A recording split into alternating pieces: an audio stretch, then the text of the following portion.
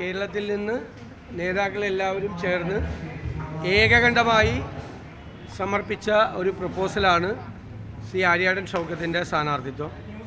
അത് ബഹുമാനപ്പെട്ട കോൺഗ്രസ് പ്രസിഡന്റ് അത് സ്വീകരിച്ച് അത് പ്രഖ്യാപിച്ചതിലുള്ള സന്തോഷം പ്രകടിപ്പിക്കുന്നു.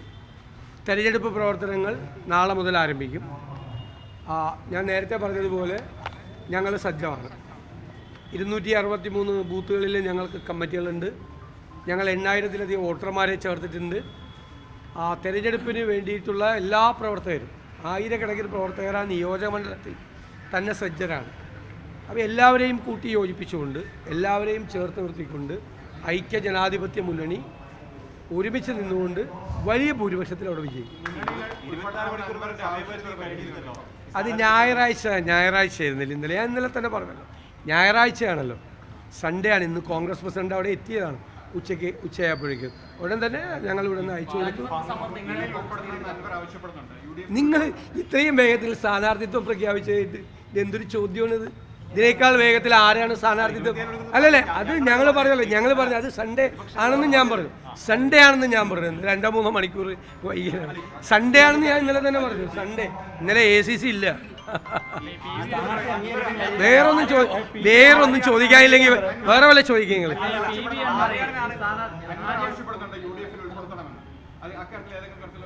അല്ല, ഞങ്ങൾ തീരുമാനം എടുത്തിട്ടുണ്ടല്ലോ.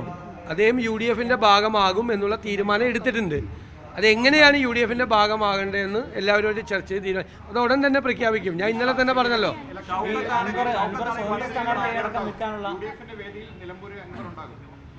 തീർച്ചയായിട്ടും ഞങ്ങൾ അങ്ങനെ തന്നെയാണ് പ്രതീക്ഷിക്കുന്നത്. അദ്ദേഹം ഇന്നലെ നിങ്ങളോടല്ലേ പറഞ്ഞത്, ഏത് UDF സ്ഥാനാർത്ഥി വന്നാലും ആ UDF സ്ഥാനാർത്ഥി വലിയ ഭൂരിപക്ഷത്തിൽ ജയിക്കും, അദ്ദേഹത്തിന് പിന്തുണ ഉണ്ടാവുന്ന അദ്ദേഹം തന്നെ പറഞ്ഞല്ലോ ഇന്നലെ.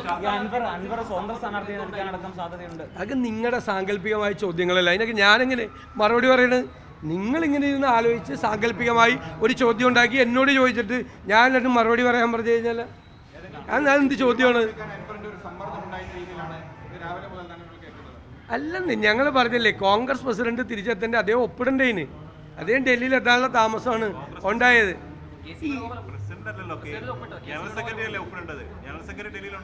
നിങ്ങൾക്ക് ഇതിനെക്കുറിച്ച് വല്ല അറിവുണ്ടോ? കോൺഗ്രസിന്റെ ജനറൽ സെക്രട്ടറിയാണ്. അത് റിലീസാണ്.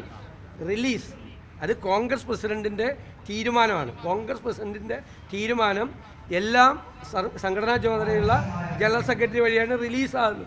ഇങ്ങനത്തെ എന്ത് ചോദ്യമാണ്? ഒരു ചോദ്യം ചോദിക്കാൻ വേണ്ടി ചോദിക്കല്ലേ? ഞാൻ പറഞ്ഞല്ലോ, അദ്ദേഹം UDF-ന്റെ ആക്കാൻ UDF തീരുമാനിച്ചിട്ടുണ്ട്. അദ്ദേഹം UDF-ന്റെ ഭാഗമാവും. പിന്നെ ആ ചോദ്യത്തിന് പ്രസക്തിയില്ലല്ലോ. അല്ല, അത് ഞാൻ പറഞ്ഞല്ലോ, അത് ഞാൻ തന്നെ അടുത്ത ദിവസം പ്രഖ്യാപിക്കും. അത് തീരുമാനം ഞങ്ങൾ എടുത്തിട്ടുണ്ട്. അതിൻ്റെ ഒരു സാങ്കേതികമായ മറ്റ് കാര്യങ്ങൾ അതെങ്ങനെയാണ് അദ്ദേഹത്തെ മുന്നണിയിൽപ്പെടുത്തുന്നത് എന്നുള്ള കാര്യം അടുത്ത ദിവസം ഞാൻ പ്രഖ്യാപിക്കും.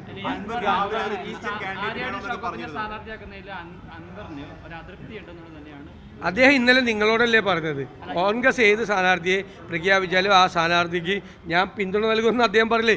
നിങ്ങൾക്ക് ഒന്നും കിട്ടാൻ നിങ്ങളുടെ പ്രശ്നം എന്ന് വെച്ച് കഴിഞ്ഞാൽ, നിങ്ങളുടെ പ്രശ്നം ഞാൻ പറഞ്ഞുതരാം. നിങ്ങൾ വിചാരിച്ചു കോൺഗ്രസിൽ ഭയങ്കരമായ പ്രശ്നം ഉണ്ടായി വാർത്ത ഉണ്ടാവുമെന്ന് വിചാരിച്ചു. അത് നടന്നില്ല. എന്നാൽ പിന്നെ അൻവർ വെച്ച് വാർത്തയൊക്കെ ഉണ്ടാക്കി. ഒരു വാർത്ത ഉണ്ടാക്കിയിട്ട് കാര്യമില്ല.